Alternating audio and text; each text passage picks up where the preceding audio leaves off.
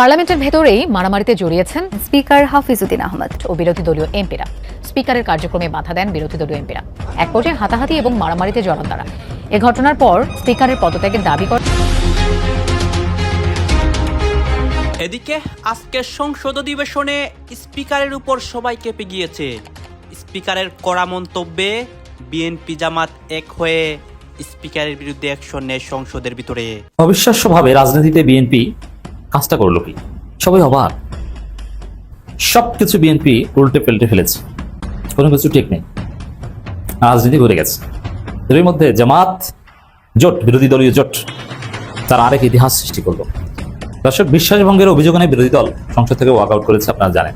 এই সরকার একটা গণবিরোধী সরকার, গণতন্ত্র বিরোধী সরকার। একটা জিনিস কি আপনারা খেয়াল করে দেখেছেন, সংসদের মধ্যে এতগুলো বিল পাশ হয়ে গেল, তবে মাননীয় নেতা মানে সংসদের নেতা মাননীয় প্রধানমন্ত্রী জনাব তারেক রহমান একটি বিলও উত্থাপন করলেন না। মানে নিজে থেকে একটি বিলও তিনি পেশ করেন নাই। উনার সকল বিলগুলো উত্থাপন করেছেন স্বরাষ্ট্রমন্ত্রী জনাব সালাউদ্দিন আহমেদ। আবার পায়ের তলায় পিষ্ট করার পায় তারা শুরু হয়েছে। আমরা সরকার কিংবা যে কোনো কর্তৃপক্ষকে ইনশাআল্লাহ চুল পরিমাণ ছাড় দেব না। সংসদের উত্তেজনা এবার বাহিরেও ছড়িয়েছে। জামাতের নেতাকর্মীরা বিভিন্ন সভা মঞ্চে সরাসরি বিএনপি নেতাদেরকে হুমকি দিচ্ছে এবং সংসদের মধ্যে যে অনৈতিক কার্যক্রম হচ্ছে সেইগুলো তারা তুলে ধরতেছে। আজকে আবার দেখতে পারি সংসদের নতুন ঘটনা ঘটে, সংসদের স্পিকার বিপদে পড়েন। আপনারা জানেন স্পিকার সবার বক্তব্যের পাল্টা বক্তব্য দেন এবং এই বক্তব্যকে ঘিরে আজকে বিএনপি এবং জামাতের এমপিরা স্পিকারের বিরুদ্ধে যায় এবং স্পিকারের বিরুদ্ধে সংসদের ভিতরেই অ্যাকশন নেয়। আপনারা সম্পূর্ণ ভিডিও দেখবেন, এই মুহূর্তে সংসদে যা যা হচ্ছে এবং স্পিকারের সর্বশেষ হত্যা সবকিছুই দেখতে পারবেন এই একটি ভিডিওর মাধ্যমে। Professor doctor Mohammad Yunus sir July সনদে যে 133টা অধ্যাদেশ জারি করেছিল, সেগুলো যদি আজকের মধ্যে সংসদে উঠানো না হয়, পাশ করা না হয়, বা রহিত করা না হয়, বা স্থগিত করা না হয়, তাহলে এই বিলগুলো অটোমেটিক স্থগিত হয়ে যাবে, বাতিল হয়ে যাবে। হাসনাত আব্দুল্লাহকে আমাদের মাননীয় স্পিকার একটু অন্য ধরনের একটা কথা বলেছেন। কি কথা বলেছেন সেটা আজকে ভাইরাল বাংলাদেশে, সবাই জানেন। কথাটা ছিল, লোক mister Abdullah, this is not Shahbag square, this is parliament. মাননীয় স্পিকার মহোদয়, আজকে যদি শাহবাগে এই আব্দুল্লাহ অসহিষ্ণু না হতো, তাহলে আপনি হয়তোবা এখানে আসতেন না। যে এই ছাত্ররা যদি তখন আন্দোলন না করতো, তাহলে আরো 10 বছরেও এই সরকারের পতন হতো না। এখন দেখুন, ভাগ্যের কি নির্মম পরিহাস। স্পিকার মহোদয় তখন স্পিকার মহোদয় ছিলেন, এখন স্পিকার মহোদয় হয়ে উনি এখন এই আব্দুল্লাহকে বলছেন এত অসহিষ্ণু হয়েন না, যার জন্য অনেকে কমেন্ট করেছেন যে ওনারা যদি অসহিষ্ণু না হতো তাহলে আপনিও আজকে স্পিকার হতে পারতেন না। তবে এটা সত্যি যে একটা সুন্দর ডেকোরাম থাকতে হয়, কিন্তু সংসদ মানে যে সুন্দর ডেকোরাম এটাও কিন্তু সত্য নয়। কারণ আমরা পৃথিবীর বহু দেশের সংসদে দেখেছি চেয়ার নিয়ে চেয়ার মেরেছে, এবং এমনও সংসদ দেখেছি যে স্পিকার মহোদয় চেয়ার ছেড়ে পালিয়ে গেছেন, এমনও দেখেছি যে বিরোধী দলের কাউকে বা সরকারি দলের কাউকে মেরে মাথা ফাটিয়ে দিয়েছেন, এমপি মিনিস্টাররা সব দৌড়াচ্ছেন। এমন ঘটনাও তো পৃথিবীর অনেক সংসদেই ঘটে। সেখানে আব্দুল্লাহ অসহিষ্ণু হয়েছে। আব্দুল্লাহ ইয়াং একটি ছেলে, তার কথাবার্তার মধ্যে হয়তোবা একটু উগ্রতা ছিল, যার জন্য মাননীয় স্পিকার এই কথাটি বলেছেন। কিন্তু এই কথাটি বলে আজকে উনি যেভাবে ভাইরাল হয়েছেন, উনি খুব একটা প্রশংসা পাচ্ছেন না। কারণ যারা অতীতকে ভুলে যাবে তারাই বলবে আব্দুল্লাহ ভুল করেছে, কিন্তু যারা অতীতকে মনে রাখবে তারা কিন্তু কেউ বলছেন না যে আব্দুল্লাহকে এইভাবে বলাটা ঠিক হয়েছে কি না। এনিওয়ে, এখন মোট কথা হলো গণভোট বাতিল হয়ে গেছে, এটা বাতিল, এটা নিয়ে আর কোনো আলোচনা নেই। এখন এই গণভোট বাতিল হওয়াতে বা সংসদে জুলাই সনদের 133টা অধ্যাদেশের মধ্যে অনেকগুলো অধ্যাদেশ বাতিল হওয়াতে জামাতে ইসলাম বা বিরোধী দলের কি ভূমিকা থাকবে সেটা এখন মোটামুটি স্পষ্ট হয়ে গেছে। জামাতের আমির মহোদয় আজকে অলরেডি বলে দিয়েছেন তারা আজকের দিনের মতো, মানে গতকালকের দিনের মতো আর সংসদে যাবেন না, বাকি বিলগুলো ওনারাই পাশ করিয়ে নেবেন। কিন্তু সংসদ তারা একেবারে বর্জন করেছেন এমন কোনো কথা বলেন না। কালকের দিনের জন্য, মানে গতকালকে যে সংসদটা ছিল সেটা ওনারা বর্জন করেছেন, আজকে হয়তো আবার যাবেন। এই যে গণভোট বাতিল হয়ে গেল, এখন এইটা নিয়ে কি হবে? বাংলাদেশের জনগণের মধ্যে এখন সবার মধ্যে একটা আলোচনা হচ্ছে, তাহলে গণভোটটা করলাম কেন, গণভোটটা হলো কেন? গণভোটটা হওয়াতে শোনা কথা 1,500 কোটি টাকা খরচ হয়েছে। এই 1,500 কোটি যে খরচ হয়েছে সেটা ইউনূস স্যার করেছেন। সব দলই তো রাজি ছিল গণভোট করতে, সালাউদ্দিন সাহেবরাও রাজি ছিলেন। তখন তো তারেক রহমান সাহেব আসেননি, সালাউদ্দিন সাহেব লিড করতেন বিএনপিকে, ওনারাও তো রাজি হয়েছিলেন। ওনাদের কথাই তো একই দিনে গণভোট হয়েছে। সেই গণভোটটাকে আজকে এমন করে বাতিল করে দেওয়া হলো, শেষ পর্যন্ত এটা নিয়ে কি হবে বলা যাচ্ছে না। তবে যেটা শোনা যাচ্ছে, বিরোধী দল এই গণভোট আদায় করবার জন্য এবং যে সমস্ত বিলগুলো রহিত করা হয়েছে বা স্থগিত করা হয়েছে, এই বিলগুলোকে নতুন করে উত্থাপন করে আবার এটাকে একটা কিছু করা যায় কিনা তা নিয়ে হয়তো বা আন্দোলনের নাম দিন। এটা শাহবাগ স্কয়ার নয়, এটা জাতীয় সংসদ। এভাবে অনেকটা নিজের ভেতরে জমানো রাগকে হয়তো কন্ট্রোল করে, কারণ পরিণত মানুষ, একজন বীর মুক্তিযোদ্ধা, রণাঙ্গনে যুদ্ধ করেছেন, অনেক প্রতিকূল পরিবেশ তিনি ফেস করেছেন। বলছি আমাদের জাতীয় সংসদের মাননীয় স্পিকারের কথা। তিনি গতকালকে যেভাবে তরুণ নবীন সংসদ সদস্য হাসনাত আবদুল্লাহকে স্মরণ করিয়ে দিলেন যে এটা শাহবাগ স্কয়ার নয়, এটা মিছিল করার জায়গা নয়, এটা কোনো আলটিমেটাম দেওয়ার জায়গা নয়, এটা জাতীয় সংসদ, এখানে ইচ্ছা করলেই যখন তখন যা তা বলা যায় না। এই যে বক্তব্যটা, এই বক্তব্যের মধ্যেই লুকিয়ে আছে অনেক না বলা কথা। চলুন গতকালকের সংসদে কি ঘটলো, কয়েকটি ভিডিও ছড়িয়ে পড়লো, গণমাধ্যম কি বলছে, কেন এই বক্তব্যগুলো আসলো, একটু বুঝে দেখি এই ভিডিওতে। দর্শক, বলছিলাম সংসদে মাননীয় স্পিকার হাসনাত আবদুল্লাহর উদ্দেশ্যে বললেন যে এটা শাহবাগ স্কয়ার নয়, এটা জাতীয় সংসদ। এরই মাঝে এই ব্যাপারটা রীতিমতো ভাইরাল হয়ে গেছে, আপনারাও জেনে গেছেন। তবুও প্রথম আলো শিরোনামটা দেখে নিন, তিনি এক্স্যাক্টলি কি বলছেন। This is not Shahbag square, mister Abdullah, Hasnat আবদুল্লাহকে স্পিকার। এই কথা যখন হাসনাত আবদুল্লাহকে বলছেন তিনি, তখন ওই একই প্রসঙ্গে যখন হট্টগোল হয়েছে একটা ইস্যুটা কি, এই জুলাই জাদুঘর অধ্যাদেশ যে বিল পাশ হয়েছে সেই বিল নিয়ে বিতর্ক। সেই বিল প্রফেসর ইউনূসের মেটিকুলাস সরকার যেভাবে অধ্যাদেশ জারি করেছিল, সেখানে নানা ধরনের সংশোধন করে জুলাই জাদুঘরের প্রধান হবেন একজন মন্ত্রী, এরকম সংশোধন করে এটা বিল আকারে পাশ করেছে সরকারি দল। তাতেই জুলাই যোদ্ধারা, এনসিপির নেতারা তীব্র খেপেছেন এবং বিরোধী দল তীব্র খেপেছে। গতকালকেও আমরা সংসদে ওয়াকআউটের ঘটনা দেখেছি। এই প্রসঙ্গে নাহিদ ইসলাম কি বলছেন দেখুন, চ্যানেল 24 এর এই শিরোনামটা দেখুন। সেখানে তিনি বলছেন, ক্রিকেট বোর্ডে মন্ত্রীদের সন্তান, আবার জুলাই জাদুঘরের সভাপতিও কেন মন্ত্রী। মূলত জুলাই জাদুঘর যে বিল পাশ হয়েছে সেটা নিয়ে হট্টগোল তৈরি হয় এবং সেই হট্টগোল একটা পর্যায়ে চলে যায়। সামাজিক যোগাযোগ মাধ্যমে একাধিক ভিডিও ভাইরাল হয়েছে।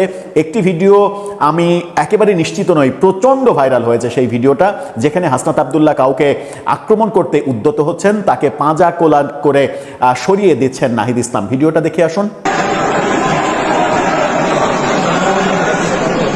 এই যে ভিডিওটা, আমি আবারও বলছি, এই ভিডিওটা গতকালকের এই সিচুয়েশনের ভিডিও কিনা সেটা নিশ্চিত নয়। তবে সংসদে যে এই ধরনের ঘটনা ঘটেছে, হাসনাত আবদুল্লাহ কারো দিকে তেড়ে যাচ্ছিলেন, নাহিদ ইসলাম তাকে এইভাবে পেছন থেকে পাঁজা কোলা করে সরিয়ে নিলেন, এই দৃশ্য সংসদে ঘটেছে এবং এই দৃশ্যের পরিপ্রেক্ষিতেই হয়তো স্পিকার বলেছেন, this is not Shahbag square, এটা জাতীয় সংসদ, এখানে যা ইচ্ছা তাই করা যায় না।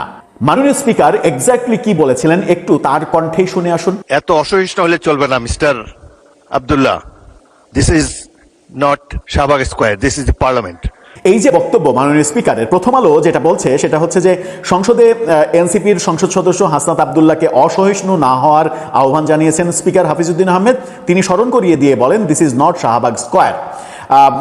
মাগরিবের নামাজের পর জাতীয় সংসদের অধিবেশনে সংশোধিত আকারে জুলাই স্মৃতি জাদুঘর বিল পাশ নিয়ে সরকারি দল এবং বিরোধী দলের মধ্যে বিতর্কের সময় হাসনাত আবদুল্লাহর উদ্দেশ্যে তিনি এই কথা বলেন। বিরোধী দলের অভিযোগ, জাতীয় সংসদের বিশেষ কমিটির বৈঠকের সমঝোতার ব্যত্যয় ঘটিয়ে সরকারি দল সংশোধিত আকারে জুলাই স্মৃতি জাদুঘর বিল পাশ করেছে। এর প্রতিবাদে ওয়াকআউট করেছে সরকারি দলের এই কার্যক্রমের প্রতিবাদে বিরোধী দল। এ বিষয়ে বিরোধী দলের নেতা শফিকুর রহমান এবং বিরোধী দলের চিফ হুইপ নাহিদ ইসলাম কয়েক দফায় বক্তব্য দিয়েছেন। আইনমন্ত্রী আসাদুজ্জামান এবং স্বরাষ্ট্রমন্ত্রী সালাউদ্দিন আহমেদ পাল্টা জবাব দিয়েছেন। এ নিয়ে উভয় পক্ষের 40 মিনিট বিতর্ক হয়েছে, বিশাল একটা সময় বিতর্ক হয়েছে। দুই পক্ষের বিতর্কের মাঝামাঝিতে স্পিকার হাফিজউদ্দিন আহমেদ বিরোধী দলকে শান্ত করার চেষ্টা করেন। এ প্রসঙ্গে তিনি অতীতের সংসদ এবং বর্তমান সংসদের তুলনা করেন। অতীতের চাইতে বর্তমান সংসদে বিরোধী দলের অংশগ্রহণ, সহযোগিতা এগুলোর প্রশংসা করেন। স্পিকারের বক্তব্যের সময় জুলাই আন্দোলনের সম্মুখ সারির নেতা হাসনাত আবদুল্লাহ নিজ আসন থেকে দাঁড়িয়ে সরকারি দলের ভূমিকার প্রতিবাদ জানান, হইচই করতে থাকেন। এ সময় স্পিকার হাসনাত আব্দুল্লাহর উদ্দেশ্যে বলেন, এত অসহিষ্ণু হলে চলবে না mister Abdullah. This is not Shahbag square, this is parliament. এটা শাহবাগ চত্বর নয়, এটা সংসদ। এখানে ধৈর্য ধরে অপেক্ষা করতে হবে, শুনতে হবে। স্পিকারের এই মন্তব্যের পর সংসদে জোরে চিৎকার চেঁচামেচি শোনা যায়। এর মধ্যে স্পিকার কথা বলতে থাকেন। তিনি বলেন, এখানে মৌখিক কথা বলার স্কোপ নেই, নোটিশ দেবেন, আমরা তা আমলে নেব। অর্থাৎ হুদাই চিল্লাচিল্লি করলে তো হবে না, এটা তো শাহবাগ না কিংবা সমাবেশ না যে এখানে চিল্লাচিল্লি করার অপশন রয়েছে। এখানে নোটিশ দিয়ে কথা বলতে হবে, অথবা যুক্তিসঙ্গত কারণে পয়েন্ট অফ অর্ডারে স্পিকারের অনুমতি মিললে কথা বলা যাবে। এখানে চিৎকার চেঁচামেচি, দাবি আদায়ের জায়গা, মানে এখানে আলটিমেটাম দেওয়ার জায়গা না। হ্যাঁ, দাবি আদায় করার প্রচেষ্টা করা হতে পারে, কিন্তু সেটা আইন সম্মতভাবে সংসদের যে প্রসিডিউর আছে সেই প্রসিডিউর মেনটেন করে সেইগুলো করতে হবে। তরুণ এই সাংসদ, তিনি সহ অনেকেই তরুণ, তাদের সংসদের কার্যক্রম সম্পর্কে হয়তো ধারণা কম বলে যে ভিডিও চিত্রটা প্রথমে দেখালাম আপনাদেরকে, যে তিনি কাউকে আক্রমণ করতে উদ্যত হচ্ছেন, তাকে নিবৃত করছেন নাহিদ ইসলাম, পাঁজাকোলা করে সরিয়ে নিচ্ছেন, এই দৃশ্য কোনোভাবেই একজন সংসদ সদস্যের জন্য শোভনীয় নয়। আবার পায়ের তলায় পিষ্ট করার পায় তারা শুরু হয়েছে। আমরা সরকার কিংবা যে কোনো কর্তৃপক্ষকে ইনশাআল্লাহ চুল পরিমাণ ছাড় দেব না। বিগত নির্বাচনে জাতিকে আমরা বলেছিলাম, নেতৃত্ব আমরা তরুণ এবং যুবকদের হাতে তুলে দিতে চাই। আপনারা দেখবেন জামাতে ইসলামী থেকে যারা বিভিন্ন জায়গায় আমাদের ক্যান্ডিডেট হয়েছিলেন, তাদের শতকরা 70% বয়স হচ্ছে 42 বছরের নিচে। আমরা তার প্রমাণ রেখেছি। আর আজকেও এই সম্মেলনের মধ্য দিয়ে একজন যুবকের হাতে আমরা মূল চাবিটা তুলে দিলাম। আমরা চাই যৌবনের এই শক্তিটা জাতি গঠনের কাজে লাগবে। আমাদের এই বয়সে যতটুকু পেরেছি আমরা দিয়েছি। এখন পতাকা আমরা যুবকদের হাতে তুলে দিতে চাই। তারা এই পতাকা নিয়ে সামনে এগিয়ে যাবে ইনশাআল্লাহ। আজকের এই দিনে সরকারের কাছে আমার স্পষ্ট দাবি, শ্রমিকরাও এই সমাজের নাগরিক, ভোট শ্রমিকরাও আমাদেরকে দেয়, আপনাদেরকেও দিয়েছে। সুতরাং শ্রমিকদের সব বিষয় মালিকদের ঘাড়ের উপর ঠেলে দিবেন না। রাষ্ট্রকেও দায়িত্ব নিতে হবে। মালিকরা ইনসাফের ভিত্তিতে তাদের যা করণীয় তা করবে, বাকিটা রাষ্ট্রকে শেয়ার করতে হবে। শ্রমগণ এলাকায় কোনো বিশেষায়িত হসপিটাল নাই, দুই একটা সাধারণ হাসপাতাল থাকলেও সেইগুলা চাহিদার তুলনায় কিছুই না। আমরা দাবি করব শ্রমগণ এলাকাগুলোতে অবশ্যই মানসম্মত সাধারণ হাসপাতাল যেমন থাকবে, তেমন বিশেষায়িত হাসপাতাল সরকারকে গড়ে তুলতে হবে এবং শ্রমিকদের চিকিৎসা সঙ্গতভাবে এর ব্যয়ভার সরকার এবং মালিক পক্ষকে শেয়ার করে বহন করতে হবে। কারণ শ্রমিকদেরকে যা বেতন ভাতা দেওয়া হয় তা দিয়ে পেটের জোগানি হয় না, চিকিৎসার খরচ বাঁচাবে করতে। পাশাপাশি শ্রমিকদের সন্তানদেরকে মানুষ করা, শিক্ষিত নাগরিক হিসেবে গড়ে তোলার দায়িত্ব পরিপূর্ণভাবে শুধু সরকারকেই নিতে হবে। মালিকের ছেলে মালিক হবে, শ্রমিকের ছেলে মালিক হবে না। রাজার ছেলে রাজা হবে। আমার একজন শ্রমিক ভাইয়ের ছেলে কি প্রধানমন্ত্রী প্রেসিডেন্ট হওয়ার পথে কোনো নিষেধাজ্ঞা আছে? আমরা চাই সেই শ্রমিক বন্ধুটি ভাইটির ঘর থেকে আগামী দিনের প্রধানমন্ত্রী বের হয়ে আসুক। সেই শিক্ষা, সেই পরিবেশ। অবিশ্বাস্যভাবে রাজনীতিতে বিএনপি কাজটা করলো কি? সবাই অবাক। সবকিছু বিএনপি উল্টে পাল্টে ফেলেছে, কোনো কিছু ঠিক নেই, রাজনীতি ভরে গেছে। এর মধ্যে জামাত জোট, বিরোধী দলীয় জোট, তার আরেক ইতিহাস সৃষ্টি করলো। দর্শক, বিশ্বাসভঙ্গের অভিযোগ এনে বিরোধী দল সংসদ থেকে ওয়াক আউট করেছে, আপনারা জানেন। এটা একটা ইতিহাস সৃষ্টি, কারণ সংসদীয় ইতিহাস আমরা যারা রাজনীতি বিশ্লেষণের স্বার্থে অধ্যয়ন করেছি, সংসদে অনেক কিছুই হয়েছে অতীতে। ওয়াক আউটের ঘটনা অনেক পুরনো, ফাইল সরাসরি ঘটনা আছে, এমনকি এক সময় চেয়ার সরাসরি, এমনকি স্পিকারকে হত্যার ঘটনাও আছে। এই উপমহাদেশের সংসদীয় ইতিহাস অত্যন্ত বৈচিত্র্যপূর্ণ। তো সেই জায়গায় জামাত জোট এবার যেটা করছে, এটা সম্পূর্ণ ব্যতিক্রম। গণবিরোধী বিল পাশের অভিযোগ তুলে যে স্টেজে ওয়াকআউট করেছে, এটা ইতিহাস, এরকম অতীতে ঘটেনি। ওয়াকআউট একটা চিল্লি স্পিকার মাইক থামিয়ে দেয়, অমুক তমুক, এ ধরনের প্রেক্ষাপটে হয়। কিন্তু শান্ত পরিবেশে ইতিহাসের স্থান পেতে বা ইতিহাসে একটা বিষয় নোটিফাই করতে এভাবে ওয়াকআউট, এটা কিন্তু হয় না। কিন্তু জামাত জোট এটা করছে। সামনে এগুলো কাজে লাগবে। এবং বিশ্বাসভঙ্গের অভিযোগ এনে বিরোধী দলের ওয়াকআউট, এটাও কিন্তু অতীতে দেখা যায়। অতীতে এটা কেন করছে, তারা গায়ের জোরে এটা করছে, এটা আমরা মানি না, অমুক তমুক, আমাদের নেতাকে কেন গালি দিয়েছে ইত্যাদি। দেখুন বিশ্বাসভঙ্গের অভিযোগ, এর মানে বিএনপি বিশ্বাসভঙ্গ করছে এবং সেই বিশ্বাসভঙ্গের অভিযোগে ওয়াকআউট করছে। তো এতে যেটা হচ্ছে যে বিএনপি, দর্শক আপনারা তো দেখলেন এখানে কি কথা হচ্ছে, অনেকে কিন্তু অনেক কথা বলতেছে, অনেকে আলোচনা করতেছে, অনেকে সমালোচনা করতেছে দেশের বিভিন্ন অবস্থা এবং পরিস্থিতি নিয়ে। বিশেষ করে এখানে আমরা দেখতে পাচ্ছি দেশের রাজনীতির প্রেক্ষাপট নিয়ে কথা হয় এবং সংসদের ভিতরের উত্তেজনা নিয়ে কথা হয়ে গেছে। এই বিষয়গুলো দেখে এবং সংসদের উত্তাল যে সারা দেশের মধ্যেও ছড়িয়েছে, এগুলো নিয়ে আপনার মন্তব্য কি? আপনার গুরুত্বপূর্ণ মন্তব্যটা অবশ্যই আপনারা আমাদের কমেন্ট বক্সে লিখে যাবেন। সর্বশেষ আপনাদের কাছে আমাদের রিকোয়েস্ট থাকবে, আপনারা আমাদের চ্যানেলে নতুন দর্শক হয়ে থাকলে চ্যানেলটি সাবস্ক্রাইব করবেন এবং পাশে থাকা বেল বাটনটি বাজাবেন যাতে করে নেক্সট ভিডিওটা সবার আগে আপনাদের কাছে পৌঁছে যায়। ধন্যবাদ।